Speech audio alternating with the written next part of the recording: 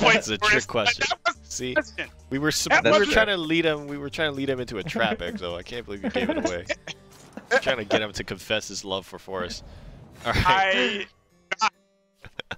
Shadow versus Dragon is going to be the matchup here. JaZe versus Eplicas. Let's see if JaZe can make it through. Tough times. They're facing elimination. Take it away. Absolutely. So again, like Mofu so clearly states every time this matchup comes up, we've never seen this one before. What? Do you have anything to glean on Shadow vs. Dragon after watching all of these good competitive players play these decks against each other? Well, I think that it's not any different than any other time we've seen it. That's it. Okay, so we do see a lot of Shadow vs. Dragon, and let's actually talk about that, like, for the early part of the games. Why we see a lot of Shadow vs. Dragon, and why we see a lot of Shadow and Dragon, period. A lot of people bring these decks due to consistency, period. They have proven to be some of the most consistent and devastating decks throughout the format, or throughout every format. You know, so a lot, well, not maybe every format, but a lot of them. Dragon and Shadow Rise of Bahamut, essentially. Yeah. They have been very, very long. So basically, the entire time I've been playing Shadowverse, Shadow and Dragon have been the mainstay tournament deck. We see it all. Right. We've seen it in everything. What we're not seeing any Sword, and we've seen okay, but we're seeing Forest, we're seeing Dragon, we're seeing Shadow, we're seeing Blood. Yeah, and even Rune. Rune's kind of all over the place too. I mean, Rune, we've seen Burn, we've seen D-Shift, we see Conjuring Force. Like, nobody's on the same plan for Rune either. I think that's just kind of like their wild card to mix it up in their matchups. But yeah, I think you hit the nail right on the head. It's consistency. Shadow's been, if not Dragon and Shadow, Shadow has been shown to be one of the most, if not the most consistent decks of any deck that's ever been in Shadowverse. It just does the same thing, right? It plays small followers, it draws cards, it gets to a mid game, it gets to an end game with the same two cards that we've seen it play the entire time. And it just does it really well. And a lot of players like to fall back on it because it can just beat everything as long as you know how to play the deck properly. So even, you know, Akmar Red and JaZe being champions and falling back on this deck, of course, not Akmar Red today, but for most of the season, that's what we've seen. So, yeah, I think you hit the nail right on the head, like I said. I mean, look at Mid Shadow. Just look at it for a second. It's one of the decks, and this is going to sound maybe a little weird, but it's one of the decks that bricks the least. Yep. It bricks the least. It has so much card draw. It's almost hard to... I won't say it's impossible to brick with it, but it's really difficult to brick with Mid Shadow for the most part. I mean, it's possible. Well, the only times we even see it brick, honestly, are when it doesn't draw the card draw spells. Like, when it just draws followers, it looks like it's bricking because it's not doing what these explosive Shadow decks do all the time with their Demon Eaters and Soul Conversions early to keep board and keep a massive hand. That's the only time I really feel like it bricks, but there's so many of those in the deck now, right? So it's really hard for that to actually happen. Definitely. And one of the tools that we see Mid Shadow have gotten, and it has almost propelled it even higher, Ceres, man. The card is amazing.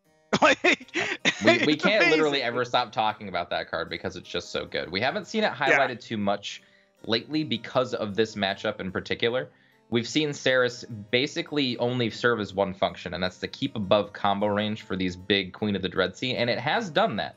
We have seen a Shadow player win because he stayed right out of lethal range with it. We've also seen it be the other way, where Ceres against Dragon specifically doesn't do a whole lot because they don't really do the whole pre-evo into your turn plan with it. It's something that I employ a lot with Ceres, but I don't see a lot of our competitive players out here doing it. And I find that very interesting. And this might be exactly the opposite of what I'm just saying, with JaZe doing it. Well, even with, Ceres is going to be able to evenly, not even trade, just straight up kill whatever she attacks right now. Not only that, but Ceres is really, it's hard to kill with Breath of the Salamander on its own. You're going to have to trade, and you can't even trade with the, and this is, I love this play, by the way. You can't even trade with the Ayala, because the Ayala would just die immediately. Yeah, you'd have to evo with it first, and that feels awful. Yeah. That feels so bad. Yes, it does. evoing with it. So you're burning an evo, then you got to use your breath to clear that, and then even then you're leaving behind 2 skeletons. Like, right. it feels rough, man. Losing on all corners. I think the best play here, honestly, for Eplicas is just to fervor up and not worry about these things. Hope to draw into Bahamut's quickly. I think honestly, most of the time the game plan for Dragon is to ramp as fast as possible. I think with this board state, knowing that JaZe is playing defensively right now, I want to take as much time as I can to try to get to 10 as fast as I can, because the options I have in my hand, if it's just Genesis, Dragon, Scyther, and Breaths, I'm not really comfortable right now. That's fair. That is 100% fair. But let me ask you this. Let's say you were playing in an event again for some reason. Mm-hmm. Yep. Would you bring Dragon and Shadow? That's a tough question. Dragon, most likely. Shadow, not so much. Reason being is because I think Shadow is very easy to play against. It does the same thing every single game, and I feel like I could build a strategy that would take it out. You know what I mean? Like, I think I would favor the combo decks. Like, OTK Roach has been one of my favorite decks for a long time. I think it's perfectly poised as we see our players winning it with it today. I might even bring Haven. And I'm not a player who brings Haven, okay? Like, I'm feeling Haven right now. I've been feeling Haven this entire season, to be honest. Okay. But yeah, all right. Shadow would not be there. What about Haven? Aether of the White Wing, man. It's too good. Okay, you know what? Card's best card. Okay. All right, there we go. We're on the same page. It's all good. Crisis averted. Aether of the White Wing is such a massively good toolbox card that I can't get away from it, and it surprises my opponents with anything that you want to do with it. I mean, you can do Cleric Lancers with it, you can do Tenkos with it, you can do whatever you want. You can do Ancient Lion Spirits if you feel that's the way the meta is. You can shift the deck however you want it to, but it always has this endgame plan of Taurus Aegis, which if you don't beat it fast enough, it will just win. Yep. Now, JaZe's really taking some time to mull over his decisions. You know, we're seeing something from JaZe that we don't usually see. Like, usually when he's playing his matches, he doesn't really make a lot of faces. He just kind of very, very stoic. Today, we're seeing him fidget a lot. He's, wiping his mouth a little bit. He's moving today. Well, it's that taste of blood in his mouth, right? Like, this is the first time we've even seen JaZe lose in forever. Is today. Right. You know what I mean? Like, he lost a couple weeks ago, 1 round, big deal. But like, he's lost today. He probably didn't think he was going to even have a hard time. Probably didn't even think he was going to go down a loser's bracket. But after that first loss, now he's fighting for his life, right? Like, he's on the bottom tier of the bracket. He has to beat Eplicas to win. He probably doesn't feel too confident in his hand. You know what I mean? His hand looks okay for a really long game, but Eplicas is already at 10 play points before JaZe got to 7. So this is going to be rough. Yeah, the really rough part of this is that Eplicas is very, very close to getting what he needs. However, Bone Chimera, as I have played my share of Dragon, Bone Chimera is a card that just irritates me beyond reason. Oh yeah. Oh yeah. I mean, even a Tentative Knight, if you're playing against a control deck, right? Like a Tentative Knight, Bone Chimera, these are the cards you do not want to see. Right. And what makes it worse is if this board even gets dealt with, he's opening himself up to Ektar, which you have to respect. You always have to respect Ektar. But even if he doesn't, it's one of those catch-22s. Like, either you deal with the board and you still lose to Ektar, or you don't deal with the board and lose to what's on the board. And, right. The one unfortunate thing about Eplicas now is, unlike our previous Dragon players, he has not found a Queen of the Dreadsea combo, and he doesn't have any Bahamuts in hand. So he's actually just outside of all of the endgame that he wants. I feel like, again, that was another good reason for that fervor to happen a little bit earlier. But now Eplicas finds himself in a really tough spot. If he Breath of the Salamanders, there's 4 skeletons that are left behind. That doesn't feel good. He can clear out 1 of them afterwards. This is actually the best play. Yeah, I like this. He'll clear out. He'll only leave 2 skeletons. Yes. So mitigating as much damage as he possibly can, but 2 Thanes already drawn for JaZe, along with a Deathly Tyrant with 15 shadows already up. He doesn't even necessarily want to draw an Ektar at this point. Just play Thane into Thane into, if it even lasts that long, into Deathly Tyrant. But I think this game's over. I mean, this has to be like a premium Zeus play, and that's all he's really got left. Exactly. And what bugs me is Thane, because that card drives me nuts. Just seeing a Thane come down, it really at any point is just okay. And then you have to deal with the Thane, and then he's 4 followers on his own. Like, the card is amazing. Yeah. Yes, it is. And if this board gets wiped up by even a Bahamut, Deathly Tyrant becomes live. And I know Eplicas is thinking about this, and he's probably trying to navigate any possible way he does not die to this Deathly Tyrant at the moment. Problem is, he just doesn't have a lot of good answers right now. He doesn't have a lot of good options. I mean, even if he played... Well, let's see. I guess if he played Zeus, Evo, went face, I don't think he would trade. I don't know. Like, I don't... So well, that's 12. That would be enough. That's 12. He wouldn't be able to trade enough into it. Well, actually, no, that's not true. He could still get around it. No, he can still get around it. No, because oh, right. White King plus Evo. Yeah, he could play White King Evo or even just Lyrial. Yep. And yeah, so that doesn't work either. Okay, well, this game's... let's just wrap this up. Let's put this under the Christmas tree, because this one's done.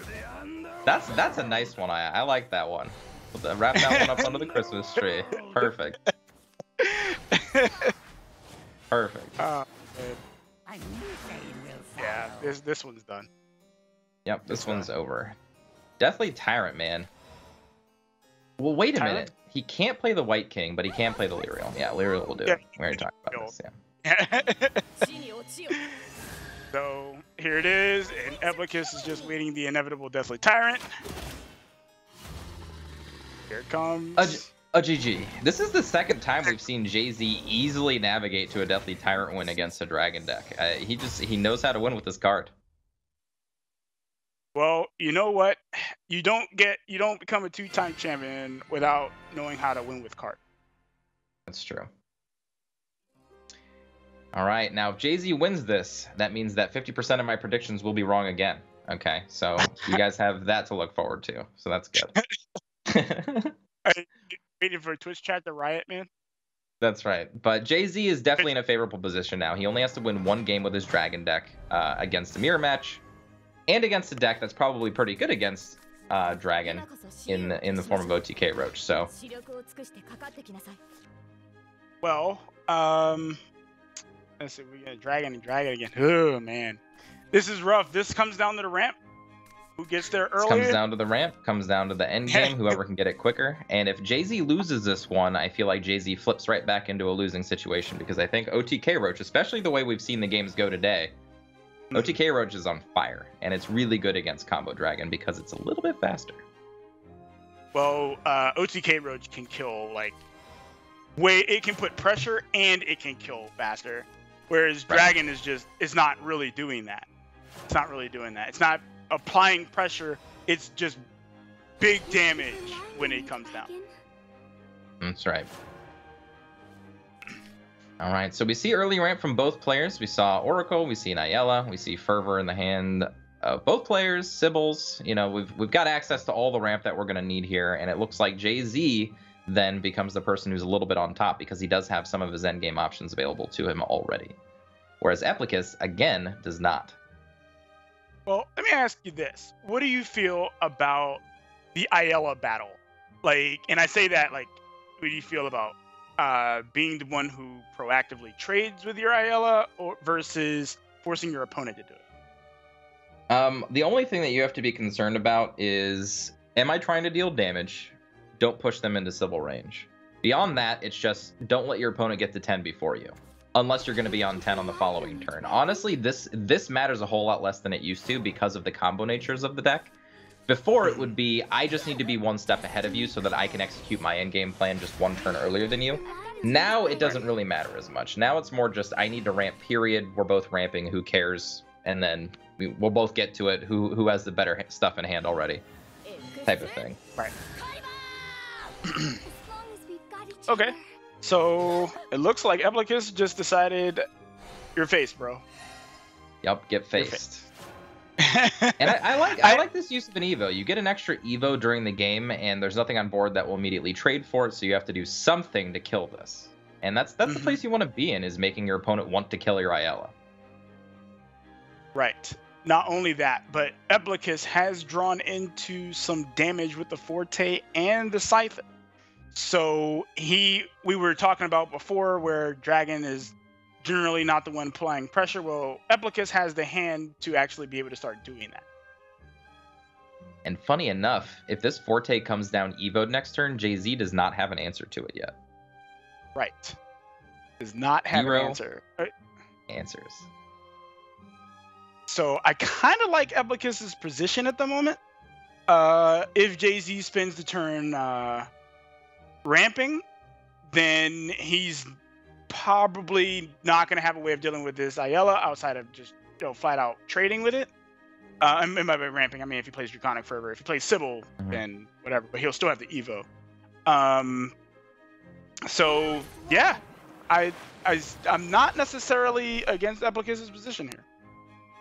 The thing is, though, because of the Sybil play, and realistically, I don't think there was much of a chance for Forte to come out anyway with a Sybil sitting in a hand for Eplicas because he just wants to ramp. But if it was Fervor this turn, very specifically, maybe there was a really good option for Forte to come down. I can't see it now. I can't. Well, no, he can't play it now. No way. Not with this board. And in a way, JaZe's kind of taking the driver's seat. Actually, not even in a way. He's definitely taking the driver's seat by presenting this board. Yeah, making those Sybil tempo swings. You know what? You're going to evolve your Ayala to face me. I'm going to evolve mine to face you and play a Sybil behind it so that I'm ahead in life. Taste it. Right. Well, so I guess Eplicas is kind of forced in a position where he would definitely have to clear up a good bit of this because I don't think he cannot do it. I think this is just the same situation. I think you play Sybil, you play Breath of the Salamander, and you go face, and you Evo over the opposing Sybil. And you just basically trade the life right back in the other direction. So so let me ask you this. Knowing that JaZe could, and of course we know that he has it, but knowing that he could be running Saha Zeus, you wouldn't be worried about that if you were Eplicas. Well, I mean, not with the play that he had. I am now. I don't like this play at all from Eplicas. This keeps him at 13, doesn't ramp him, which means that JaZe is now in the lead for ramp. Right. And Eplicas had the chance, being on the draw, to be at 10 play points first. I don't like the fact that he just gave that up to JaZe. I don't like it at all. Now, he could still play Sybil next turn and catch up, but JaZe can ramp up to 10 the following turn and, again, just be the first player to do it. I don't like it. I think Sybil is still a better play there, especially if you're going to use your Evo, because Rahab is even good without Evo's late game. Sybil is fine, but she's very small, and she's not a huge threat. Still something you need to take care of, but Rahab can grow to a monstrous size without any Evo points and just be a game-ending threat by itself. So it's the use of Evo and the certain play there, plus keeping yourself at 13, just feels really weird to me. So what do you think the ideal line would have been? Just Sybil, Breath of the Salamander, just different threat, that's all. Just the Sybil instead of the Rahab. Would have used my play points better, would have ramped me, would have put me back up to a comfortable 16. Still would have had Rahab for later turns, because that's when you really need Rahab. You really need Rahab to block, like, okay, my opponent could actually just go in against me next turn. Here's a blocker. You know what I mean? Here's a Rahab. I've got ward. You can't. I'm basically just blocking your line of play. Right. Now this doesn't. Yeah. Now it doesn't. This is Eplicas looked away from the screen. Yep. I know those feels, man. Yeah. I know how you feel right now. But at the very least, we do know that JaZe doesn't. Oh, I know. I'm sorry. He does. Because Eplicas would have to kill the Ayala, and then, of course, that brings down the Zeus again. So, never mind. And now that he doesn't have the Rahab, That's exactly it. Like, if he would have played Sybil and the same play happens, now he has a Rahab with no Evo points left for JaZe, so no chance to go over the top the same way. And then he could stall the game out a little bit longer. I think just that singular play put JaZe into such an overwhelming advantage that I don't know if Eplicas can come back now. Being at 4, a singular Sybil isn't going to be big enough in a Dragon Mirror to get you back from 4 health. Well, what Sybil does do is Sybil does keep him alive. If he plays the Sybil, evolves it, rams the Ayala into the Saha, and then use the Sybil to trade into the Ayala, it does keep him alive against the Zeus. Yeah, alive, but for how long? Yeah.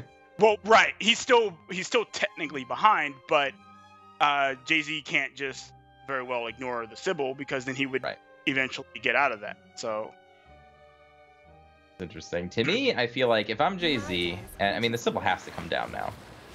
If I'm JaZe after this board gets traded away, I feel like I still just jam Zeus face. I have a second Zeus. The only way he can really get around it is, you know, a Bahamut or something crazy like a Scyther, and then try to push outside of the Scyther. But oh. Okay, so Eplicas decided not to kill the opposing Ayala to avoid putting him at 10, which I kind of like that too. Yeah, that was a really good play from Eplicas. Never mind, maybe that shored it right back up to giving him an extra turn that he needed. But that was taking a huge risk, right? Because anything can happen at this point. But that singular turn, okay. Eplicas is back on track. All right, maybe I see it now. I still think the Rahab would have been better late. But this is still a good play here. Leaving the Ayala was super important. Because he gave the play point advantage to JaZe, he needed to stall for a turn, and that's exactly what he did this turn to make it even again, which I really like. Right. He threw the dice, and they weren't craps. So, and he actually manages to win it. Yeah, he manages to win, and wow, man. Just wow to me. Just wow. I did not expect those lines of play to get there. He did it in a more roundabout way than I would have suggested, but still. Having the Erd and the Forte combo, getting the right damage push, mitigating play points at the right play, even if he didn't make the same play as me, he still executed the same game plan very well. And now, I think we're just like where we started. JaZe's a dog. JaZe's a dog against OTK Roach here. He's under the gun, so to speak. Okay? So he's in a very unfavorable matchup. Okay. Now that's not to say that, you know, JaZe can't get an amazing hand. Well, it's a lot more favorable than it used to be. Before Dragon just couldn't really beat OTK Roach. Now that it has a combo endgame, it can actually finish the game fast. No, that's not a hand you want to see when you're starting. No. You don't want to see that. He's got draws, bro. He got this. He's got this Oracle off the top. Ayala. Oh, yeah. He's good. He's fine. Okay. Don't mind me. I'll just be over here not agreeing with you. He'll get there. I believe in him. But, okay. So I just want to point this out, that if JaZe loses here, okay, and then Underwear wins, I am a prophet, okay? I'm just going to throw that out there. You're a prophet. Okay, so you know what? I don't think anyone can take that from you if you're right. If you're right, okay. I don't think anyone can do that. If I'm wrong, I will allow Rainey to print a fraud shirt and I will wear it. You know. Hey, can I get one of those? I want a fraud. Wait, you want to be a fraud with me? We're just gonna start a new club, just the Fraud Boys. Yeah, the fraud boys. Yeah, I'm with it, man. We give you all this sweet information, but is any of it real? Right. That's good stuff. So Eplicas doing what Forrest does, presenting early game pressure, like you said, already has 2 Roaches and a Nature's Guidance with access to the 3rd with Athena. I feel like Eplicas is feeling just fine about this draw. You know, Eplicas gave a little bit of a smirk. I think he's just like, you know what? My hand is boss, bro. This. Yeah. Hand is boss, bro. I'm in there. I think I got this. And he actually has time to wait on Athena if he wants to. Like, he could have evoed face and played a Goblin Mage there. But this play just presents a really big board that's really hard to Breath of the Salamander, so I really like it. So he could Breath, but then he wouldn't be able to kill the Fina. Right, so this forces, I believe, a Scyther. Yeah. Got a Scyther. Now, I guess you could Erd. You can Erd and kill the Fina that way and use an Evo. Meh. I don't like that. That doesn't feel good at all. Yeah. I almost feel bad saying this, but JaZe looks a little lost at the moment. he's out in the middle of the field and he's looking for his flashlight. That's the look he's got on his face right now. Eplicas, on the other hand, is talking to himself. So I don't know where that leaves him. I think that's, I don't know, no clue. Ooh. Ooh.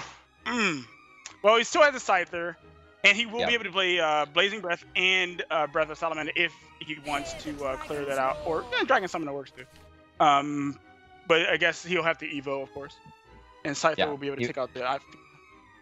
100% Scyther here, and then probably Evo Dragon Summoner just to clear off one of the fairies. Yeah. Don't see any reason why not to. I honestly would have even thought about, maybe not executing, but thought about using both of the breaths to clear out as much damage this turn as possible. That's what I was thinking. Every single damage that gets through from OTK Roach is literally like a turn earlier they can go off against you, so it's really scary. Right, that's what I was thinking when I brought that up. I was thinking that maybe clearing out as much damage as possible by using the breath would have been ideal. JaZe felt not, so fair enough. Now, I don't necessarily like the use of the Evo here to put the other 0 costs in hand. It doesn't pull another Roach, so that's not necessary. It does give you another 0 drop in hand for combo turns, but it gives away that Evo for damage when I don't think you needed to give it away. Especially now that JaZe has opted to play an Israfil going back up to 19 and clearing board here. It's just going to slow down Eplicas a lot using that Evo point. Yeah. He's probably going to have to sack a Roach to kill that. I don't think he has lethal. Right. Now, if he would have saved an Evo, he could have probably done something about this, especially with Wood of the Brambles now. Or Wood of Brambles. But now, yeah, he probably has to throw away a Roach. It's not a big deal. He's still going to have 2 Roaches left in his deck. The problem is, next turn, JaZe can slap down the endgame, right? Queen of the Dreadsea, Genesis Dragon, and Erd. It's not lethal. Yeah. But it's close enough while putting together a 7-9, a 7-7, and a 3-3, which Forest in no shape can take out in a single turn. Nope. Cassiopeia, Will of the Forest, they're not doing anything. Okay?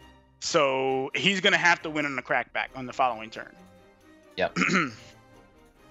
And he definitely cannot leave his Israfil there, because then he's definitely dead. So yeah, he's literally just dead.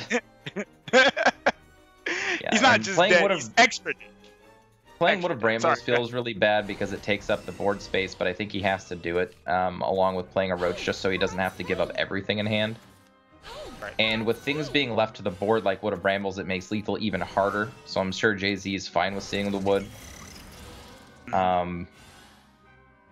Yeah, so let's actually count it out. So if JaZe goes for all in next turn, essentially, and then Eplicas has to win with what he has left, he's got 2 spells, 3 spells that he can cast before Roach. So we're looking at a 4, 6, 7. So even in prime conditions, that's only 17 damage.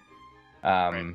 And he has to use up all of his board space to do it, so I don't think he has lethal next turn. So if JaZe does pull the trigger here, I think that's just going to be game. I think JaZe is certainly contemplating it. I think he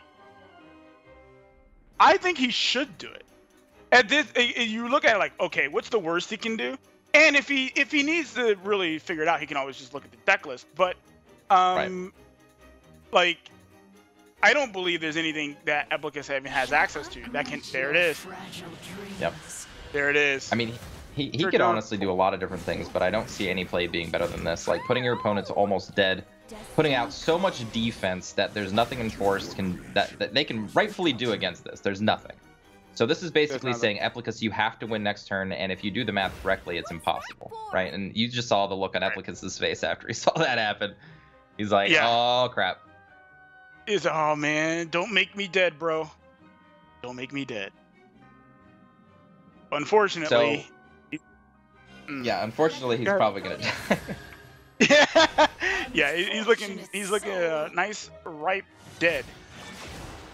The funny thing about Dragon 2 is that even though the combo might be a little bit slower than most of the other combo decks, you can actually just do what you see JaZe did. You can play out your combo and still win with it after the next turn. Whereas with Roach, I mean, leaving behind a Roach and some 1/1s in play, easy to clean up, right? Leaving this behind, whew. Yeah. Well, let's see. In order for him to even live, he would have to give up both of his Roaches? And even, I mean, he still can't do that. Never mind. I don't even think they can get up that high. If they can get up that high, he'd be winning the game, yeah. yeah. I was like, wait, never mind. He can't do it. Never mind. He's like, yep. No way. Now, it is possible if he pulls another bounce spell and he Nature's Guidances this Wood of Brambles. Well, he can't pull another bounce spell. He would have to play the Spring Green Protection and bounce that to potentially draw another card. Or well, he can Nature's Guidance the Wood. Nature's Guidance. Right. Yeah. All right, here we go. That's what he's going for. Not quite it. Is this enough to kill two big followers here? I don't think so. Well, the Wood of Brambles gives him the ability to kill the Queen. Spoken like a true. But oh yeah. Okay, he did figure out a way to not die.